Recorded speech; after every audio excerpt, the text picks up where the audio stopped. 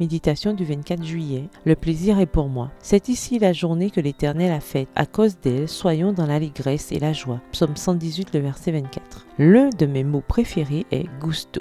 Goût, saveur, plaisir. Ce petit mot s'écrit et se prononce de la même façon en espagnol et en anglais, mais il a une signification différente dans chaque langue. En espagnol, on dit qu'un aliment a bon gusto lorsqu'il est savoureux. En anglais, gusto est utilisé pour décrire l'enthousiasme et le plaisir qu'une personne ressent lorsqu'elle participe à une activité, comme par exemple le chant. Depuis que j'ai appris la signification du mot gusto en anglais, il me semble que vivre avec gusto, c'est comme manger quelque chose de délicieux. Il s'agit de savourer la vie, de profiter de chaque expérience que nous vivons avec joie et énergie. Pour vivre de cette façon, nous avons besoin de gratitude. Nous devons apprendre à prêter attention aux innombrables miracles qui nous entourent et que souvent nous ne remarquons pas. J'ai appris récemment que chaque femme naissait avec le nombre d'ovules qu'elle aura tout au long de sa vie, puisque les ovaires ne produisent pas de nouveaux ovules après la naissance. Cela signifie que l'ovule qui m'a faite était à l'intérieur de ma mère quand ma grand-mère était enceinte. Prenez une minute pour savourer cette pensée. C'est comme les poupées russes. L'une va dans une autre, puis dans une autre. À partir de 9 semaines de gestation, le fœtus féminin commence à fabriquer des ovules. Il y a donc une toute petite partie de moi qui était à l'intérieur de ma mère et de ma grand-mère bien avant ma naissance. Lorsque je m'arrête pour penser à ce miracle, je remercie Dieu de m'avoir faite